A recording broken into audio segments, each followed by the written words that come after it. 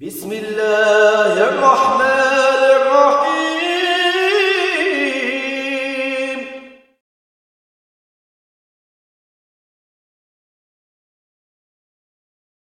بسم الله الرحمن الرحيم. الحمد لله رب العالمين. وصلى اللهم على سيدنا محمد النبي الأمي وعلى آله وصحبه وسلم تسليما كثيرا. ربنا آتنا من لدنك رحمة وهيئ لنا من أمرنا رشدا. ربنا تقبل منا إنك أنت السميع العليم وتب علينا إنك أنت التواب الرحيم. اللهم إنا نسألك التوفيق والإخلاص ودوام النعمة وحسن الختام. اللهم إنا نعوذ بك من الهم والحزن ونعوذ بك من العجز والكسل ونعوذ بك من الجبن والبخل ونعوذ بك من غلبة الدين وقهر الرجال. وصل اللهم على سيدنا محمد النبي الأمي وعلى آله وصحبه وسلم والحمد لله رب العالمين. الحمد لله وشكر الله. Assalamu alaikum wa rahmatullah. So inshallah, continuing our discussion of the sifatul ma'ani, the attributes of meaning or affirmative attributes. And we said last time that they're all each one is sifat azaliyah.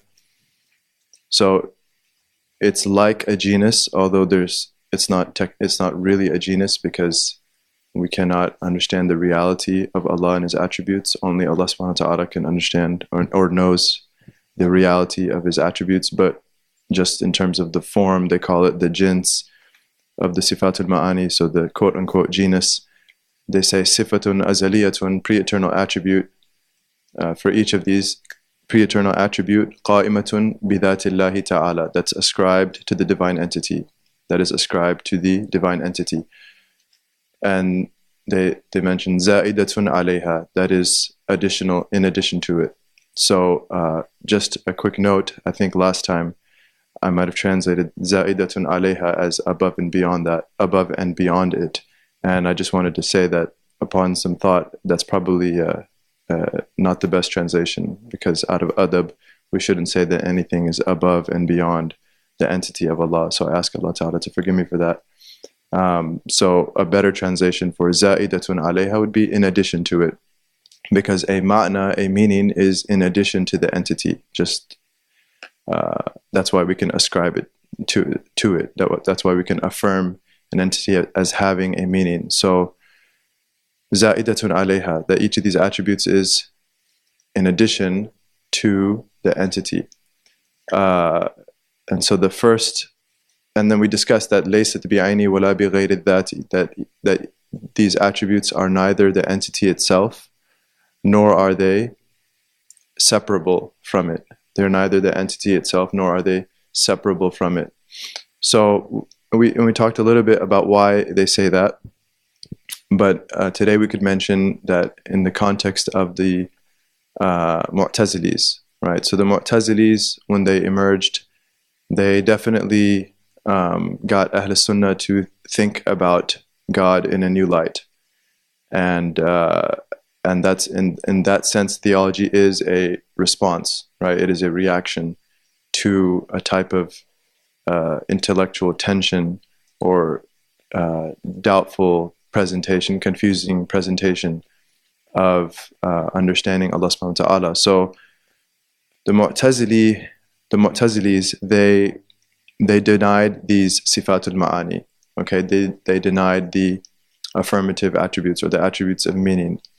And they said that Allah Ta'ala, He is knowledgeable, but not by an attribute of knowledge, rather by His essence. They said Allah Ta'ala is willing, but not by an attribute of will, rather by His essence. Allah Ta'ala is all-powerful, but not by an attribute of power, rather by His essence. So they affirmed the as-sifat al-ma'nawiyya, the attributes related to meaning, okay, which come up in lines 31 and 32, that Allah is living, Allah is speaking, a speaker, Allah Ta'ala is knowing, Allah Ta'ala is powerful, omnipotent, omniscient, etc. But they denied these sifatul ma'ani, the affirmative attributes, okay? So they said that Allah is willing, but by His essence, etc. And the reason they did that was they said that if you affirm attributes of the divine as additional meanings, then they said that this is a type of ta'addud al-qudama, type of multiplicity of the pre-eternal. It would entail a type of multiplicity of the pre-eternal. And we know that Tawheed is all about the enterprise of deeming Him one, right? Tawheed is all about deeming Him one. So how can there be any multiplicity to the divine? And so they stripped God of His attributes in order, out of a fear of falling into a type of polytheism.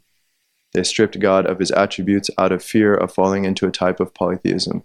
Ahl Sunnah said, no, it's not a type of polytheism. Okay, that first of all, and Allah Ta'ala is exalted above any analogy or metaphor, but just so we can understand, for example, in creation,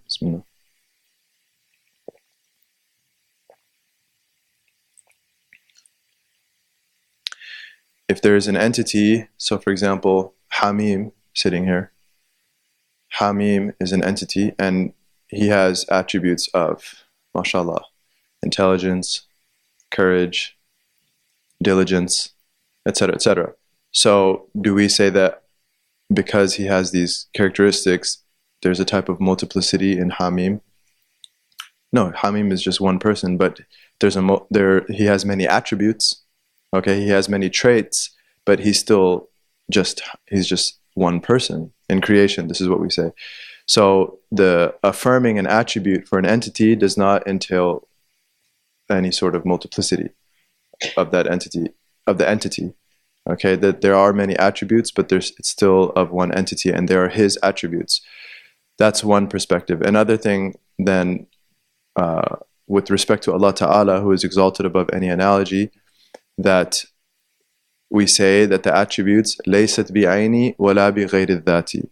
Okay, so the end of line 32, the Imam Al-Laqani says, rahimahullah, mutakalliman thumma sifatu dhati, to precede, thumma, to precede, the sifatu dhati, these attributes of meaning, the sifatu dhat are the same as the sifatul ma'ani. So the attributes of meaning, laysat bi ghayri aw bi ayni dhati, they're neither ghayr dhat nor are they ayn dhat. Ghayr dhat means separable from the entity, potentially being able to separate from the entity. Qabil lil infikak, that they could potentially be separated from the entity. What? Oh, bi'ayn dhat, nor are they the entity itself. What does that mean? That means that Allah Ta'ala's knowledge is not something that can, it's not a meaning that can, quote unquote, disengage and disconnect and do something, right? Allah Ta'ala's power cannot disengage and, for example, enter into the world. His attribute of life cannot disengage and enter into the world and do something, becoming, for example, what some of the Christians made the mistake of believing that the attribute of life became the Holy Spirit. It disengaged and became the Holy Spirit. Or the attribute of knowledge disengaged and merged with Sayyidina Isa alayhi salam. So you had this mixing of humanity with divinity. Ta'ala Allah, amma yasifun. Allah is far exalted above everything that they falsely attribute to Him. So they are His attributes. That's why we say qa'imatun bidhatihi. They are ascribed to Him. And they are neither the entity, because they are meanings that we affirm of the entity, nor are they ghayr dhat, nor are they separable from the entity in any way. But they are His attributes, and He is one. Okay, they are His attributes, and He is one. And He is one in His entity, He is one in His attributes, meaning that there is not a second qudra or a third qudra, nor is there a co-sharer, that another entity that has qudra like His or irada like His. He is one in that sense, and then He's one in His actions, and we discussed that ta'thir, or creating effect, is His alone, subhanahu wa ta'ala. So in the rebuttal of the Mu'tazilis, we say that there's no ta'addud, there's no multiplicity in affirming attributes, and that's just known. When we examine creation, it's something intuitive that we don't do that. And also in the rebuttal, that we say that it's an issue of linguistics. It's an issue of linguistics. So they made a linguistic mistake in that anytime in Arabic, if you say that an entity is mawsuf, that it is a particular meaning. It's hard to use translation. It's hard to translate these things.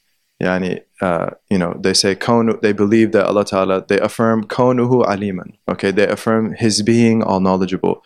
Well, that's being mawsuf, that's saying that He has a wasf of ilm. If you're mawsuf, if kaunuhu aliman, His being all knowledgeable means that He has knowledge. Okay, that the two go hand in hand. Kaunuhu qadiran, His being omnipotent means that He has omnipotence. So they are affirming them without realizing it, because when you affirm this asifat al-ma'nawiyya, when you affirm these attributes of being certain traits, being with certain traits, then you're affirming those traits. Okay, and so that's one perspective. Another perspective is that textually, okay, based on the Quran. So like in logic and contradiction, so the opposing side is saying that there are no attributes of meaning. So what kind of proposition is that? E proposition, negative, universal. There are no attributes of meaning. So then to rebut that, what do you have to affirm? In contradiction, the contradictory of E is what? I. You just have to prove that there is one affirmative attribute. If you can show at least one affirmative attribute in the Quran and Sunnah, then you have rebutted the claim that there are none. You don't have to prove all seven textually. So Allah Ta'ala says in Ayatul Kursi, for example, وَلَا يُحِيطُونَ بِشَيْءٍ مِّن عِلْمِهِ, that they do not encompass a single iota of His knowledge. So Allah Ta'ala affirms for Himself an attribute of meaning, which is one of the seven attributes that we're studying, which is His knowledge. And so, because everyone agreed, because Allah Ta'ala many times calls Himself subhanahu wa ta'ala Al-Alim, right? Al-Alim, or He calls Himself subhanahu wa ta'ala wa huwa ala kulli shay'in qadir. So that's why they affirmed this as-sifat al-ma'nawiyya. They said, yeah, He is qadir, but without qudra. He is alim, but without ilm. So we say, well, Allah Ta'ala affirms His ilm. Not only does He call Himself subhanahu wa ta'ala al-alim, but He refers to His ilm. وَلَا يُحِيطُونَ بِشَيْءٍ مِّن عِلْمِهِ إِلَّا بِمَا شَاءَ. So that's a textual rebuttal. A textual rebuttal. So there's a logical rebuttal, which is just look at linguistics. There's a textual rebuttal, which is the Quran and Sunnah affirm at least one of these attributes of meaning. And then there's a spiritual rebuttal, which is basically that stripping God of his attributes. Although, so the Mu'tazilis are still Muslim, okay, because they believe that kaunuhu qadiran, they believe that He is all powerful, subhanahu wa ta'ala. They believe that Allah Ta'ala is all knowledgeable. They believe that Allah Ta'ala is willing, etc. So they're still Muslim. But because they deny these sifatul ma'ani, it's a type of bid'ah. It's a type of reprehensible innovation or heresy. And for that reason, it's contrary to the Sunni orthodoxy. But in terms of the spiritually, stripping God of His attributes makes religion more of a philosophy. Okay? Because one of the ways in which the believer connects himself or herself with Allah Ta'ala is by appealing to God's attributes. That, oh Allah, I seek refuge from your wrath. Oh Allah, I seek refuge in your mercy. Oh Allah, I ask for your lutf, for your gentle, subtle kindness. Oh Allah, and the Prophet ﷺ, that there are many du'as where he refers to Allah's rahmah and Allah's afu, and so His pardoning subhanahu wa ta'ala and His mercy subhanahu wa ta'ala. And so part of a living, real relationship with the divine is calling through His names and attributes. And so to deny, because if, according to the Mu'tazilis, if Allah Ta'ala does not have qudra and irada, etc., then Allah does not have rahmah. He is Rahman and He is Rahim, but He does not have an attribute of rahmah, right? Whereas we say, no, He is Rahman, He is Rahim, and He is Ar-Rahman, He is Ar-Rahim, and He also has an attribute of rahmah. And so we affirm what is linguistically sound, that these are really two sides of the same coin. That when you affirm that Allah Ta'ala is all-powerful, then you are affirming His power. When you affirm that Allah Ta'ala wills, then you are affirming His will. When you affirm that Allah Ta'ala is knowledgeable, you are affirming His knowledge. Okay, so then, and we kind of highlighted a linguistic / logical perspective in rebutting them, a textual perspective, and a spiritual perspective. So that's important. Was there a question?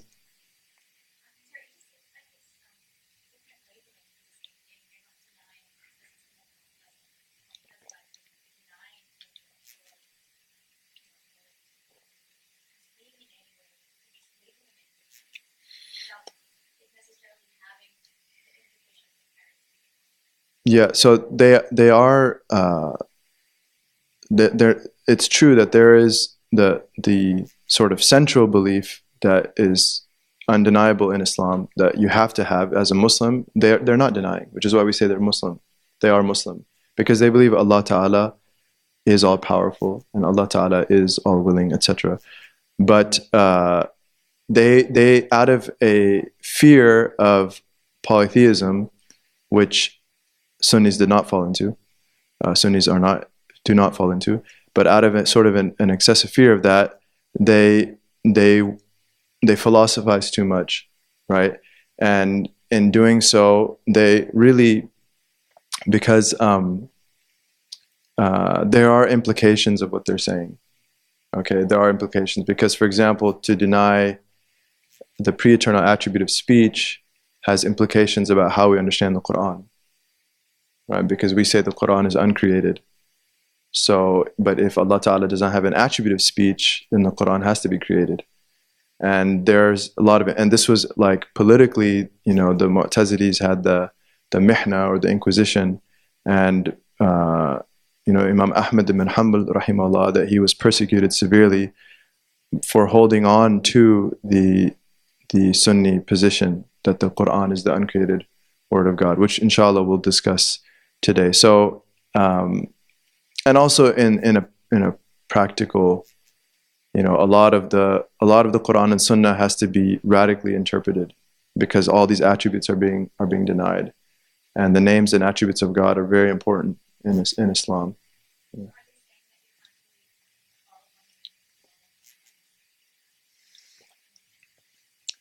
I mean, with the attributes at least, they deny these attributes, right? They deny these attributes. Not necessarily, but they're reinterpreting the way we understand His names, and it becomes a much more emptier relationship, But there are other implications. There are other implications of what they said. So, and we'll come across some, inshallah, during the course. But طيب. So the sifatul ma'ani and then as-sifatul ma'nawiyya. So we can understand now why. So the Sunnis that, because one could ask, why do they list both? Why do in a text of theology, why do they list, divine power, divine will, divine speech, etc., and then relist them in a new way, His being all powerful and His being all willing and His being a speaker. The reason they do that is because the Sunnis don't want to do that, because the Sunnis see them as two sides of the same coin, and they go hand in hand. They're concomitant, but as a rebuttal to the Mu'tazilis, because the Mu'tazilis affirmed one but denied the other. So these are pre-eternal attributes ascribed to His entity subhanahu wa ta'ala. The first one, qudra, they say that the يتأتى بها إيجاد كل ممكن على وفق الإرادة, that this is that Allah Ta'ala by His qudra existentiates, ijad, He creates everything that's mumkin, that's logically possible. Okay, so if it's logically necessary, it's not related to the qudra of Allah Ta'ala, like Allah Ta'ala's existence. Okay, Allah Ta'ala did not create His existence because it's not logically necessary. It's not in and of itself, it must be by definition. And so, or if it's logically inconceivable, like His having a son, Ta'ala Allah, that this would not be related to the qudra, because the qudra, Allah Ta'ala's qudra, is related to what's logically conceivable or possible. So everything that's mumkin, everything that's logically possible, which is all of us and all that could have been, that this is related to that this is what the divine attribute of qudra is related to. And they say that ala wifq al-irada, commensurate or in accordance with the divine will. Meaning what? Meaning that Allah Ta'ala in pre-eternity willed everything that would be. And then Allah Ta'ala existentiates or creates everything that is accordingly. So this is what they mean by ala wifq al-irada, that Allah Ta'ala, He specifies in pre-eternity, He specifies, or specified from our perspective, everything that exists in the world, and then with His qudra, He made it so. He made it so, subhanahu wa ta'ala.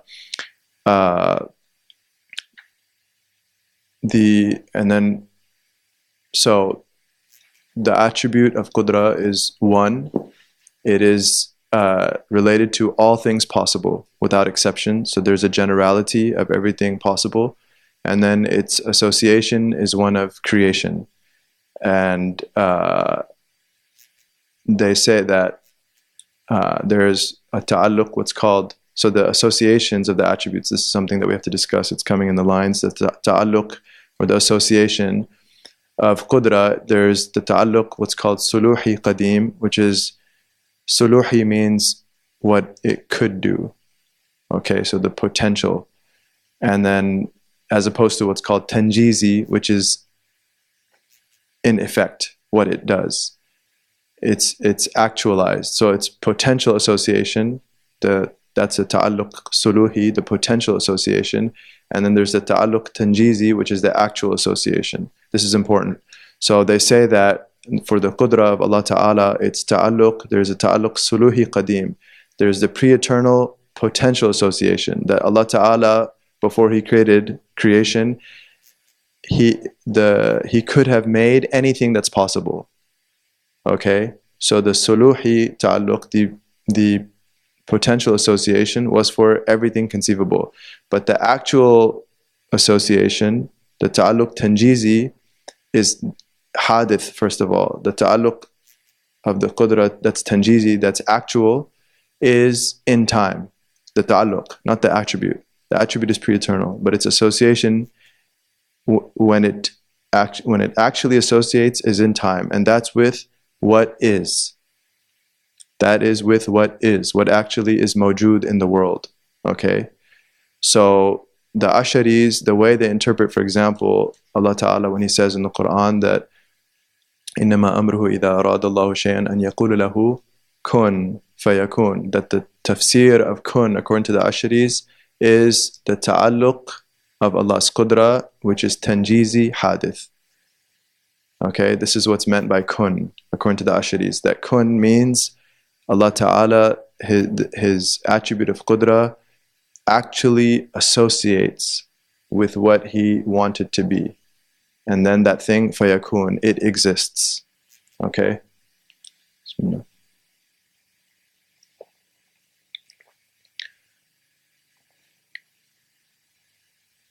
As opposed to the irada, that the attribute of irada has to do with takhsis, specification. The attribute of qudra had to do with ijad, existentiation or creation. The attribute of irada has to do with takhsis, or determination, specification.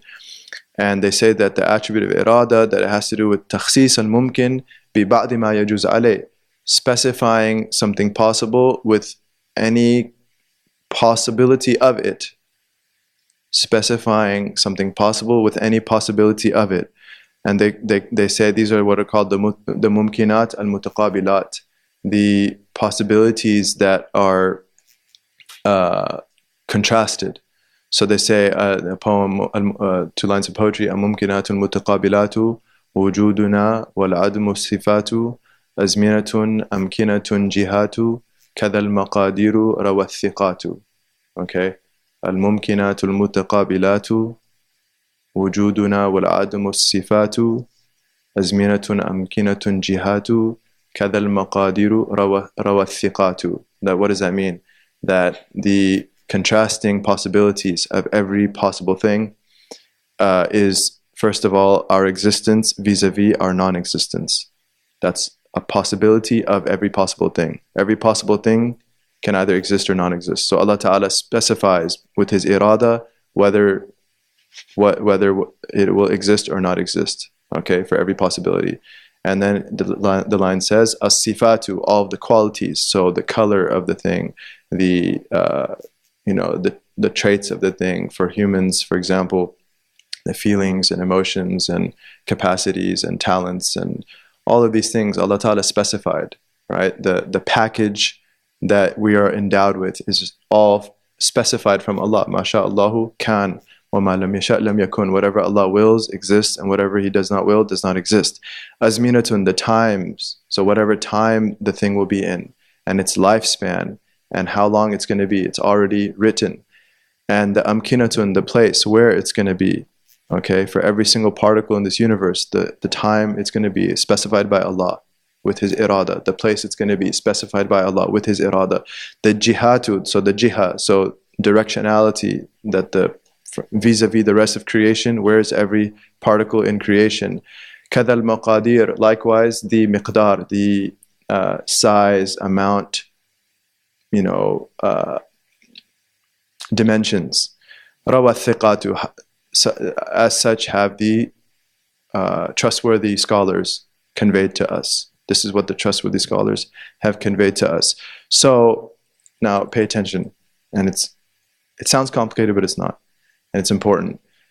With the ta'alluq of the irada, okay, the association of the attribute of irada, of will, there are two as well. That the first is what's called the suluhi qadim, okay, the ta'alluq suluhi qadim, that in pre-eternity, Allah Ta'ala potentially could have specified anything He wanted. He potentially could have specified anything He wanted. So there is ta'alluq of irada suluhi qadim, potential, pre-eternal.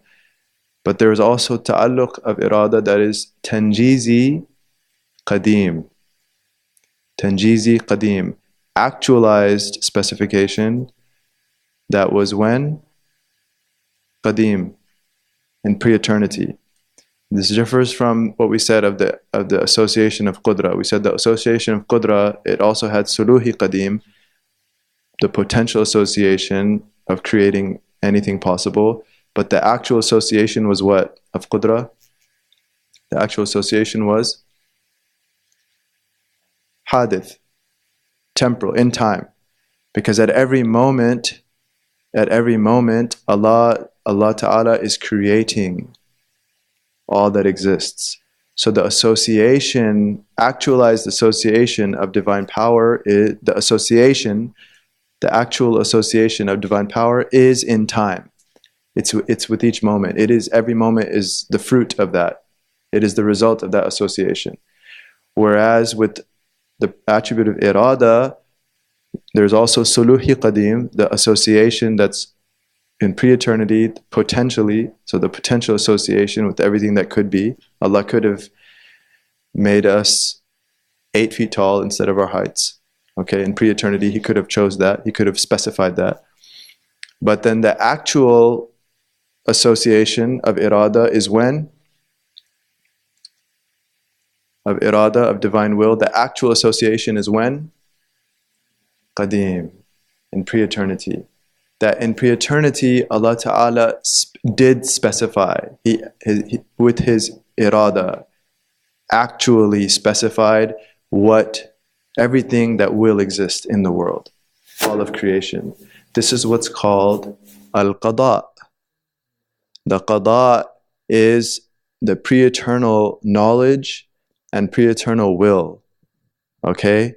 The pre-eternal knowledge, which we will discuss next, inshallah, its association, which is actualized in pre-eternity, and the pre-eternal will and its association that it's actualized. So the ta'alluq of irada, that's tanjizi qadim, the ta'alluq of irada, association of divine will, that is actualized in pre-eternity. That in pre-eternity Allah specified everything that will exist. This is what's called al-qadaa. Okay? Al-qadr, according to the Asharis, is the ta'alluq of the qudra that's tanjizi hadith. It's the association of divine power that is effected in time. So the qadr is unfolding in each moment based off of the qadaa, which is pre-eternal. MashaAllah. Whatever Allah wills. Bismillah.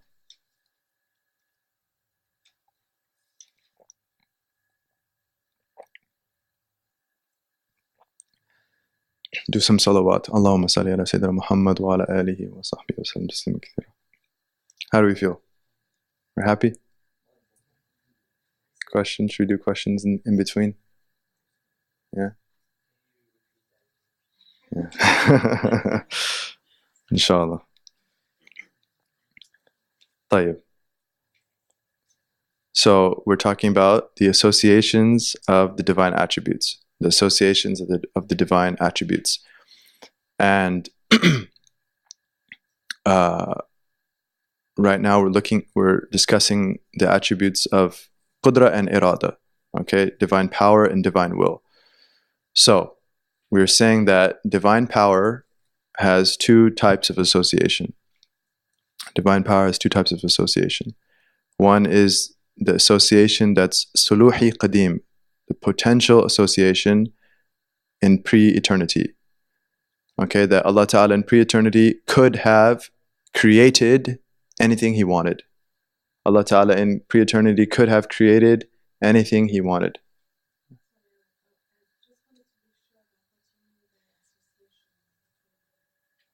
Just so this is the language that our theologians use. What's the relationship between my existence and Allah Ta'ala's power, which is the basis of my existence? What's that relationship called? They call it an association. So Allah Ta'ala's qudra, alhamdulillah, associated with my existence, and so I exist. That's what the Asharis interpret the ayah. The ayah when Allah Ta'ala says that He says for anything when He wants it, kun. That's the association of His qudra, kun. Fayakun, and then it is. And that thing exists. So that so Allah Ta'ala in pre-eternity could have made all of us and everything else that's possible. Okay? Or anything that does not exist that could exist. So, for example, unicorns, assuming they don't exist. Assuming unicorns don't exist, in pre-eternity, could Allah Ta'ala have created in a moment, created time, and then a unicorn in that time? Had He wanted to, could He have done that? Okay, so that's a potential association, because He didn't do it. It's a potential association in pre-eternity, before He created time. That's the first association of qudra. The second association of qudra is the ta'alluq tanjizi hadith, which is He creates time and everything in time. Actually, He creates. So when He actually creates us in time, it's based off of the association with His qudra. What type of association is it? It's an association. The association is in time and it's actualized. It's an actualized association that's in time. Okay, but the attribute is still pre-eternal, and the meeting point of the two is beyond our comprehension. The meeting point beyond the two is beyond our comprehension. Let me just go through this, then we'll do questions at the end, inshallah. So I'm repeating that Rahban asked me to repeat. The with irada, with the attribute of irada, it has to do with takhsis, specification. So the association of the attribute of divine will, there's also an association that's suluhi qadim, the potential association before the creation of time, which is Allah Ta'ala could have specified anything He wanted. He could have specified or chosen or willed for unicorns to exist, right? So that was potential association of divine will before time. Okay, then in actuality, He did specify and choose and will with everything that does exist. But that choice, that will of Allah, it happened in pre-eternity. So the association is pre-eternal. So it's an association that's actualized but pre-eternal. That Allah Ta'ala in pre-eternity, before the creation of time, chose / willed / specified / determined this. That association of His divine will in pre-eternity is what's referred to as al-qadaa, the divine decree, depending how you translate it. Whereas al-qadr, the divine measuring, if you translate it that way, what's measured out in the world, refers to the in-time association, in-time actualized association of divine power, which is at every moment. At every moment, Allah Ta'ala creates all of this. And so how do we understand creation? Well, it's based off of His pre-eternal attribute of power, which at every moment that He creates, associates. There's an association between qudra and us at every moment. And that association is in time. And that's how we understand kun, based off of the Asharis. Bismillah.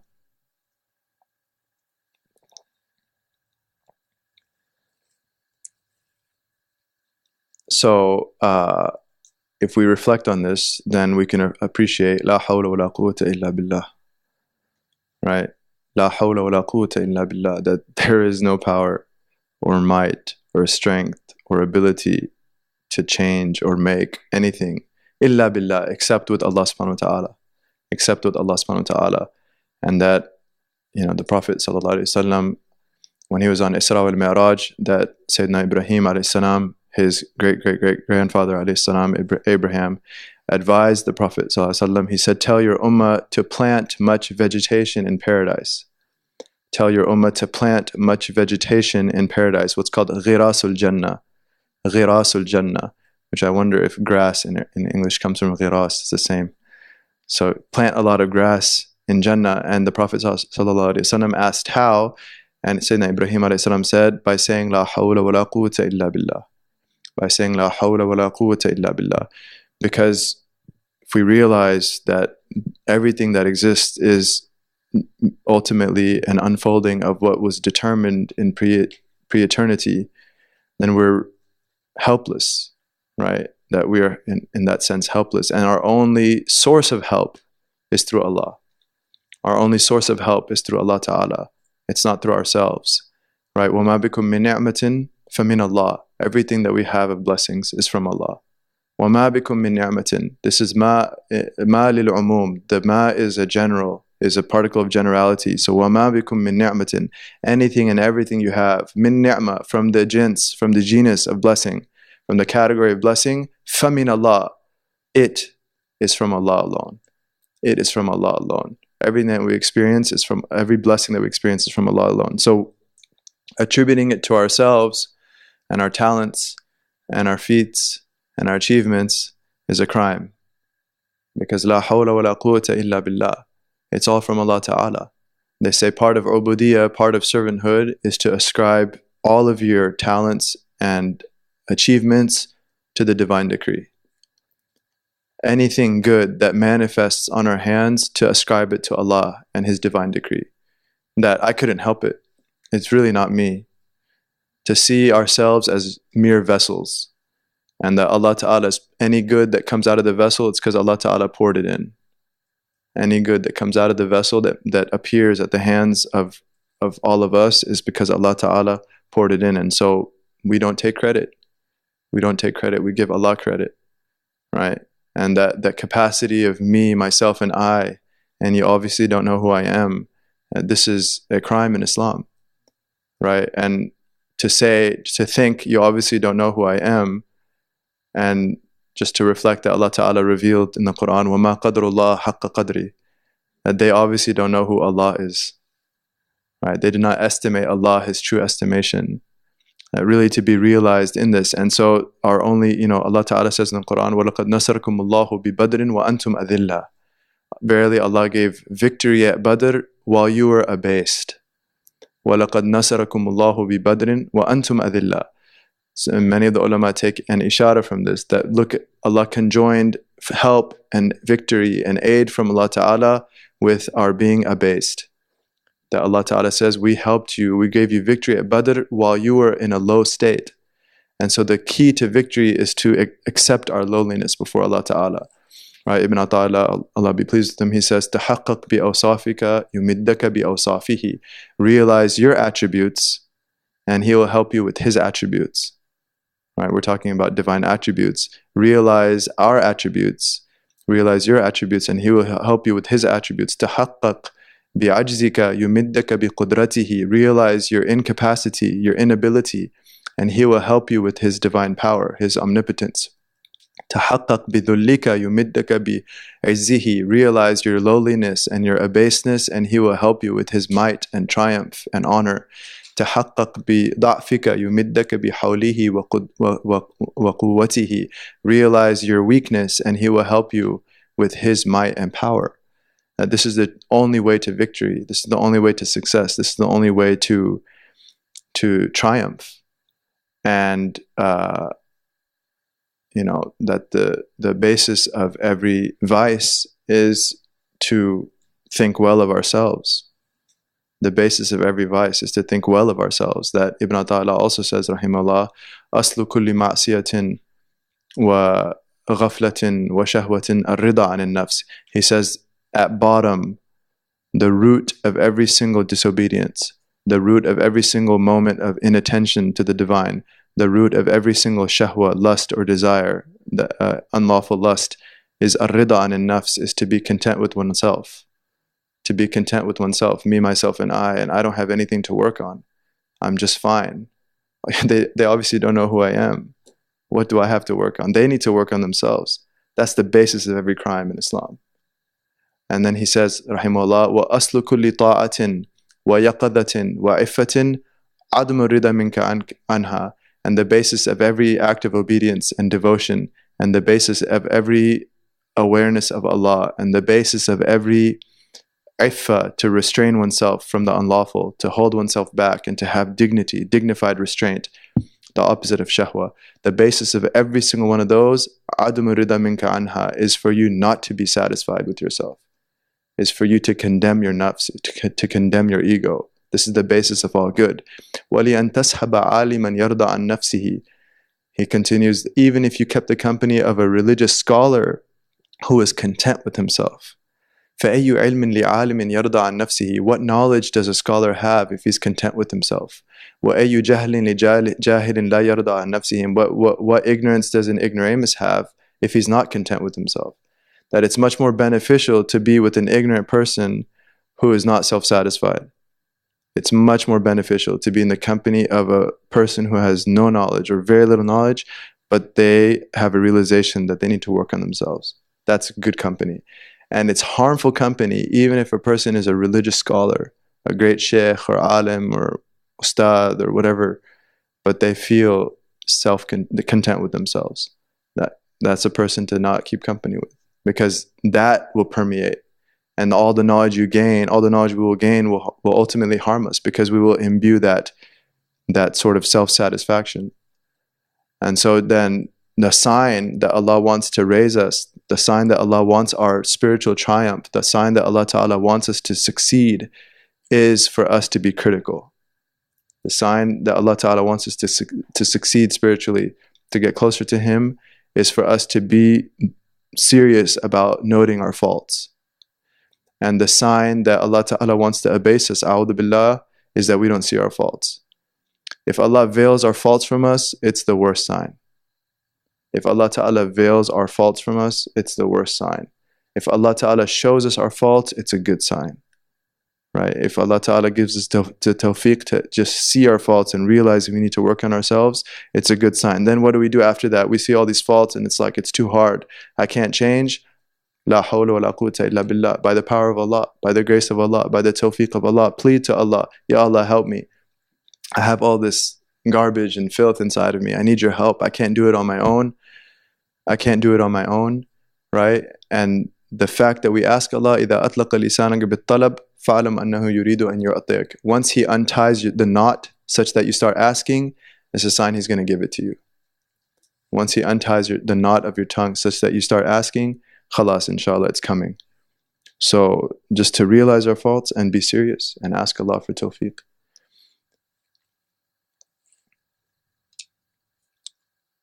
No.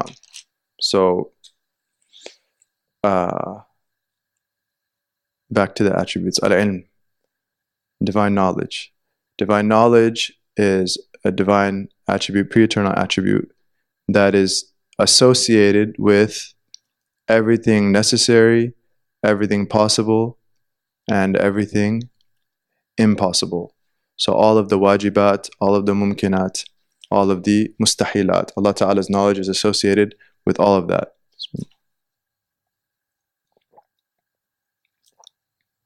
And they say, على وجه الإحاطة على ما هي به من غير سبق خفاء, with complete encompassment, with complete encompassment of what everything of the reality of everything, without any previous obscurity, with complete encompassment of the reality of everything without any previous obscurity. So fully disclosed. Right, fully disclosed, without an iota of being veiled or being obscure.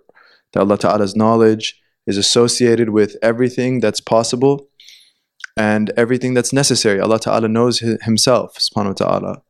Allah knows His reality. Allah Ta'ala knows His attributes and the realities of those attributes. Allah Ta'ala knows His actions and His rulings and the realities of those actions and rulings.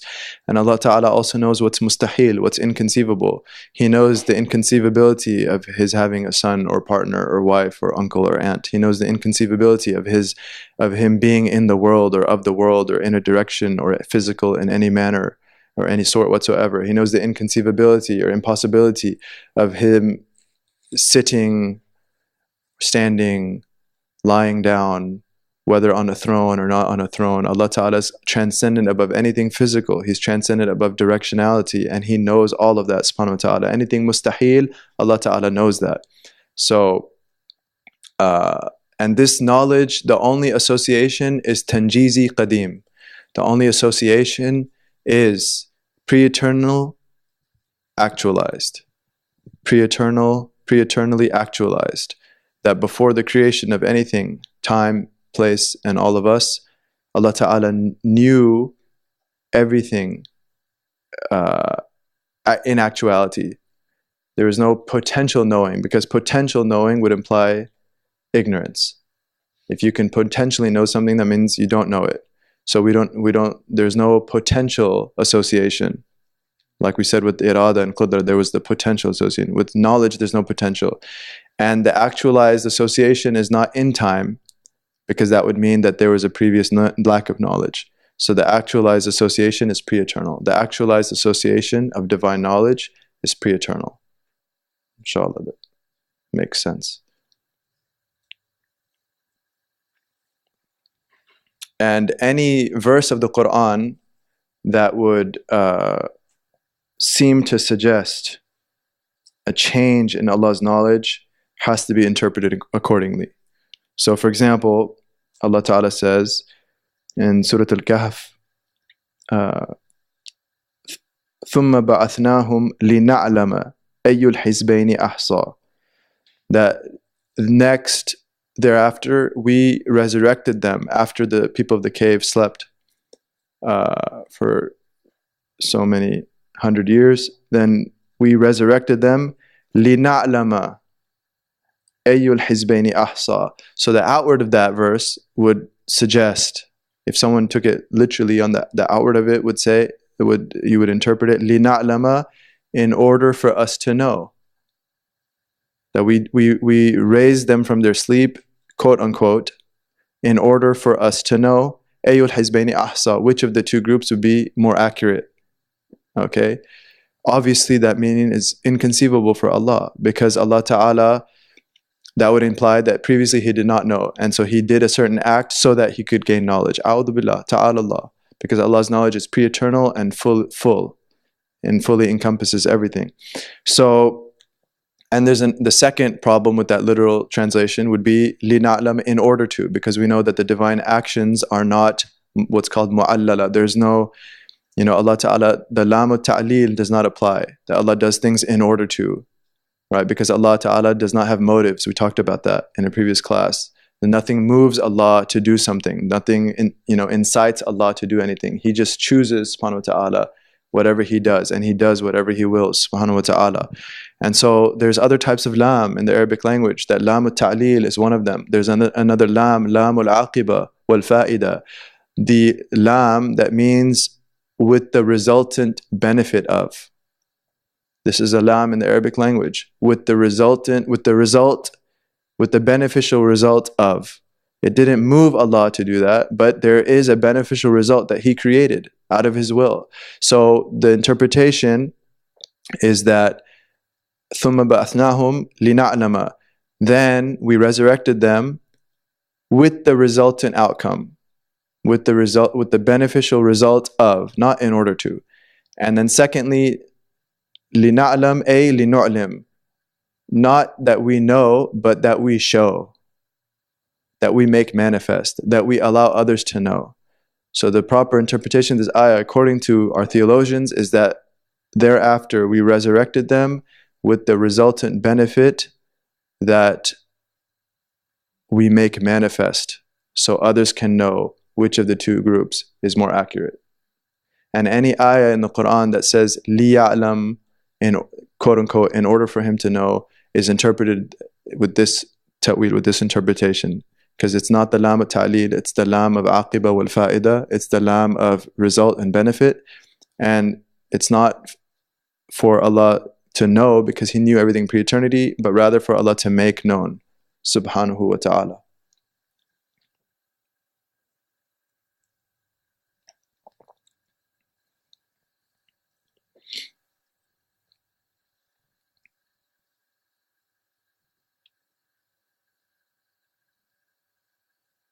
And so then, are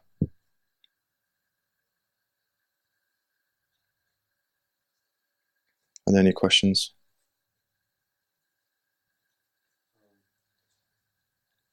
We talked about how the root of every foul behavior is a sense of pride in oneself or self-sufficiency. Then how about those that have gone into addictions out of a sense of like pain or something traumatic in their life, etc.?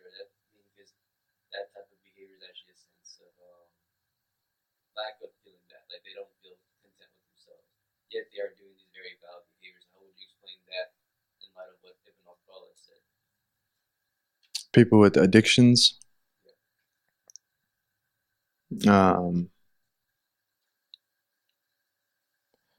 so they're not content with themselves, but they're falling into. According to Ibn al-Qadah, that the only reason they're doing this is because they feel a sense of self-sufficiency. Well, they don't want to. I guess, wallahu alam, the original door that they opened to fall into that, they weren't struggling against their faults. They were allowing themselves to indulge in their faults. Wallahu alam. And then once a person gets trapped, it becomes a big problem. But originally, it's a lot easier with these kind of things. I'm sorry to go back to this, but it seems confusing. But I was wanting to ask a question about when you mentioned that things that were conceivable or possible. And just the very concept of that's relative to us. Yeah. Conceivable by humans. Right. So, Right. Yeah, this is a problem that a lot of people have when in this knowledge is relating logical possibilities and impossibilities and necessities vis-a-vis the divine, because it seems that the logical necessity or possibility is only vis-a-vis us. But one way to look at it is that something that's logically inconceivable. So for example, if I say a square that's a circle at the same time, a square circle at the same time from the same perspective. Okay, so am I when I say the square circle, have I used a term with meaning? Not to us. Yeah. Okay, so let's say I use a term like blah blah blah. Okay, well, what does that mean? We don't understand what that means. Okay, let me put it this way. There could be some language where people come up with the term blah blah blah that has a meaning. But in that case, in English, you wouldn't call it blah blah blah. You would use whatever meaning. Let's say that blah blah blah was used for a bag, you'd say a bag. You would translate it to English and say bag. Okay. So if square circle in some language had a meaning of this shape, then that's a term. And I would translate it to the shape of a glass. But if I just say blah, blah, blah in English, blah, blah, blah, what meaning am I conveying to you in English? So now you can't say, I don't know, it may be in another language. In our language, what meaning am I conveying to you? Gibberish. So can I say, can Allah do gibberish? Well, I haven't asked the question yet. If I say, can Allah do gibberish? I haven't asked the question yet. What does gibberish mean? Okay. You can assign a meaning to gibberish, but then in English, you wouldn't call it gibberish. You would call it whatever meaning you assign to it. But if you haven't assigned a meaning to it, then you haven't asked the question yet. That's basically what we're saying when the divine power is not associated with logical inconceivabilities, because logical inconceivabilities are not terms with meanings. There's no meaning to that, right, in any language. So, inshallah, that'll help a little bit. Wallahu a'lam. Yeah.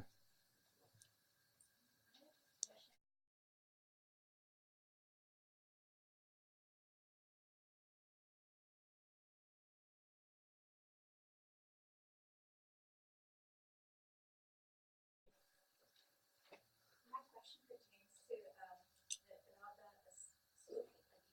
Or even whether it's whether it sounds more like knowledge, right?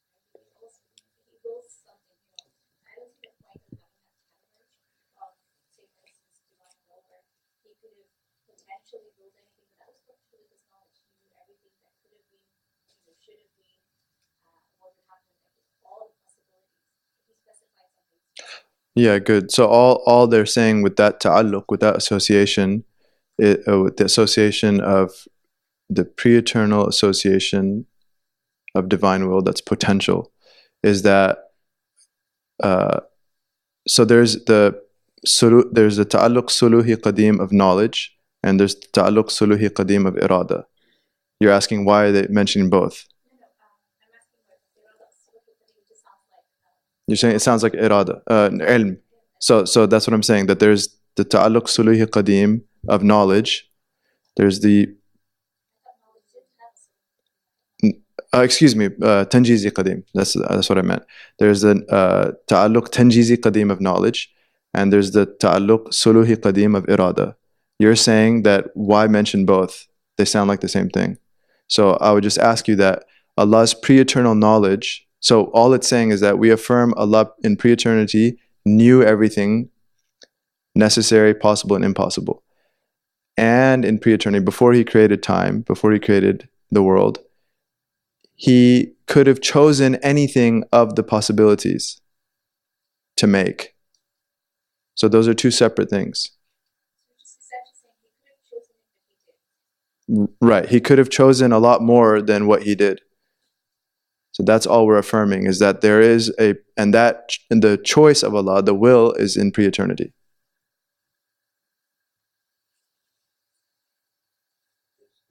This kind of going back to maybe it's better for later, but there's no reason why the hospital that didn't contest with other attributes and say, well, he's a thief, they said that he's a fall. Because those are negating attributes. Or maybe by Ibtizam, when they said he's qadim, but they said Well, because go back to those negating attributes. What is baqa? What does it mean? His not having an end. So it's a negation. So they also agree he does not have an end.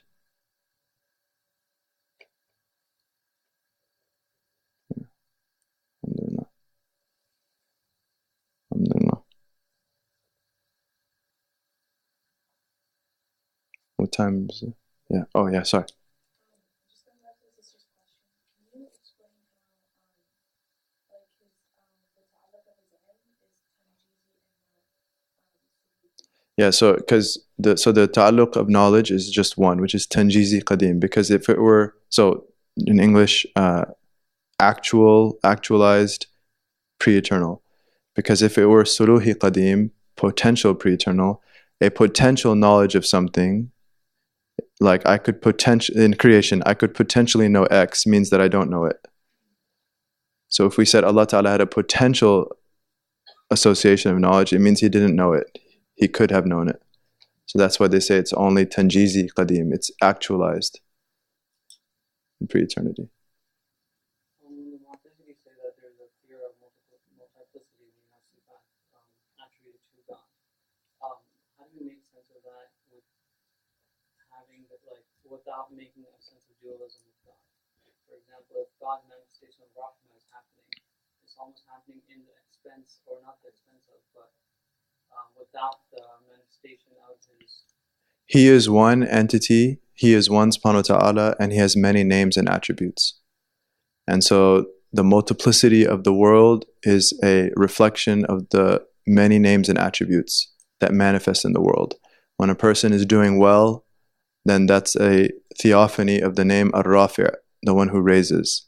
When a person is being humbled or abased or falling, that's a theophany of the name Al-Khafid, the one who lowers. When a person is being honored, that's a theophany of the name Al-Mu'izz, the one that honors. When the person is being humiliated, that's a theophany of the name Al-Mudhil, the one that humiliates. When the person is receiving benefit, that's a theophany of the name An-Nafi', the one who benefits. When a person is being harmed, it's a theophany of the name Ad-Dar, the one that harms. But Huwallahu, Qul Huwallahu Ahad. With all of that, Allah is still one and unique.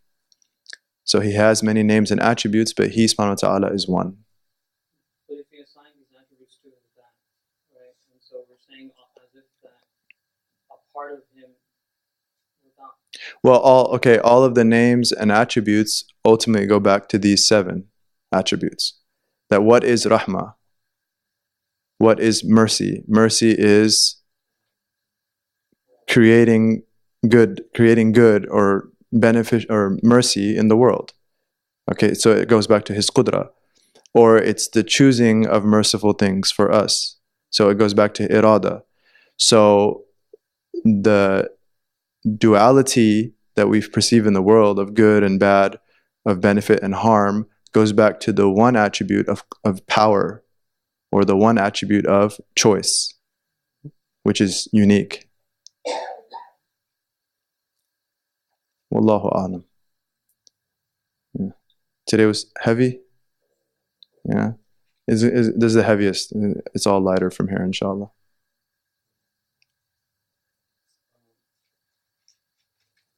The qadaa, which is like the pre-eternal willing. Are we talking about potential willing? It's the qadaa is the pre-eternal potential will, or is actually the pre-eternal willing? The qadaa is the actualized association. The actualized association of his will in pre-eternity. So in pre-eternity, he chose. Before we existed, he chose that we would exist. Then he created time and us, which is the qadr.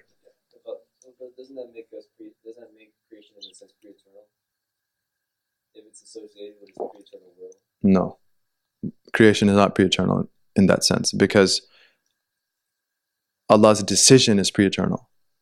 Well, we still were in Adam, we didn't exist. And this is one of the reasons why Imam Ash'ari rahimahullah, he said, Al-wujud aynul mawjud. He said, Al-wujud, the famous statement of Imam al-Ash'ari, existence is the very thing that exists. Existence is the very thing that exists, because there's no realm of existence before a thing exists. Okay? So he said, Al-wujud aynul mawjud, that the thing that exists, existence is the very entity of what exists. Okay, that it's not, because some of the Mu'tazilis, they said that existence is an accident.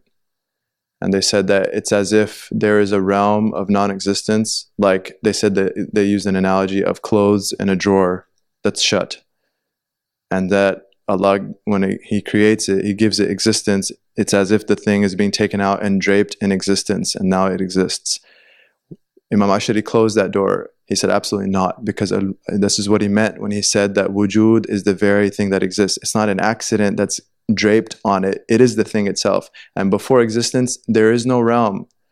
There is no realm of Adam. There is no closed drawer that everything is in some sort of darkness realm of Adam, and then it's brought out. Yeah, it's not waiting to come out. Adam is non-existence. It's not. Kana Allah wa la shay'a ghayru. The Prophet said, Sallallahu Alaihi Wasallam, Allah was and nothing else was. So it was just Allah subhanahu wa ta'ala before He created time, before He created the cosmos. And so there is no type of existence of us in pre-eternity. It's just Allah ta'ala, Kan Allah, only Allah exists. But He chose in pre-eternity what He would do, subhanahu wa ta'ala. It's a pre-eternal decision. His will is pre-eternal in that sense. How do we think about, using our language, Allah changing His mind from what was predetermined was? Right. So Allah ta'ala does not change His mind. Okay. But He might, subhanahu wa ta'ala, manifest things in different ways. And from the perspective of creation or the perspective of the angels, it seems like a change. So for example, there's a hadith that if you're good to your parents, that Allah will give you a longer life. Right? If you're good to your parents, Allah will give you a longer life. So that the lifespan was already determined. In pre-eternity, Allah Ta'ala had already determined everyone's lifespan. And so it doesn't change depending on my behavior with my parents, based on the pre-eternal decision. But some of the ulama said that what Allah showed the angels in the lower tablets, so there's the Lawh al-Mahfuz, the tablet that Allah Ta'ala commanded the pen to write everything that He knew would exist. It corresponds to what He determined in pre-eternity. But some of the ulama said there are lesser tablets that are shown to the angels, and those are changeable because they don't, so they might reflect, for example, my 50-year lifespan before I treat my parents well, and then I treat my parents well, and then Allah Ta'ala extends it on that lower tablet to 70 years. But on the original tablet, the ultimate tablet, what was it? 70 years. So Allah Ta'ala doesn't change His mind, but He determined everything in pre-eternity as He willed, subhanahu wa ta'ala. But what He shows creation, it's like cause and effect, right? And there's spiritual causes. So that's how we understand dua as well, is that dua, the benefit of dua, ultimately it was already decided, but it's a means, just like the means of drinking water for my thirst, dua to receive benefit from Allah Ta'ala, which was already determined, the end outcome. That's why we say the murderer does not lessen the lifespan of the one he kills. The lifespan is already determined for that date. Okay, but he committed a crime and he disobeyed Allah Ta'ala, and it's as if he lessened the lifespan, and so he's punished accordingly. But the lifespan is already written, and the murder was already written. No. So when we say Allah doesn't change His mind, that's not a limitation, that's an inconceivability. Right. Yeah, it's not a limitation at all. but Allah Ta'ala, because his will was in pre-eternity. He willed everything in pre-eternity, before time and outside of time and unmixed with time. So like that hadith in the RB where it's like, Rasulullah Alaikum, the Amr before kalima, your risk, your words, and that hadith we talked about, like the preordainment when you're making. So is that a lesser tablet that the angel had, or is that the mahfuz the angel brought us? Allahu Alam. I'm not sure. We could check the commentaries. I'm not sure. Any questions? The ta'alluq of irada. So just to clarify, all of the discussion was of the ta'alluq of the attributes. The attribute is pre-eternal, but the association now. So the ta'alluq,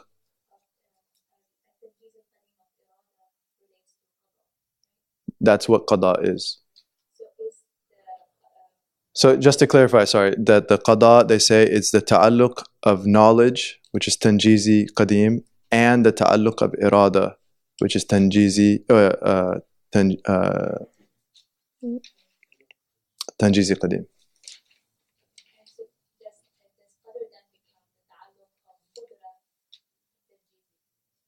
Yeah, qadr is according to Ashari's, qadr is the ta'alluq of qudra, which ta'alluq? Tanjizi hadith, in time, actualized, which is unfolding at every moment.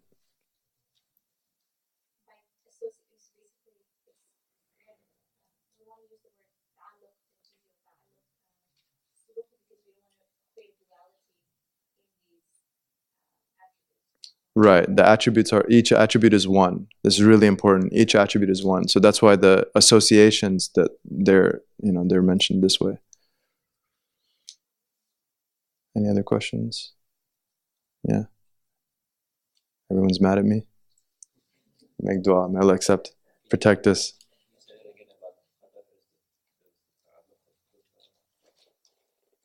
Inshallah, start with this next time. Yeah, inshallah. I just said qadaa is it's the ta'alluq of knowledge, which is tanjizi qadim, pre-eternal actualized, and the ta'alluq of irada, which is tanjizi qadim, pre-eternal actualized. And qadr is the ta'alluq of qudra, which is tanjizi hadith, the association of power, which is in time actualized, which is at every moment, the kun of every moment, because every moment is because of kun, fayakun. وصلى اللهم على سيدنا محمد النبي الأمي وعلى آله وصحبه وسلم الحمد لله رب العالمين.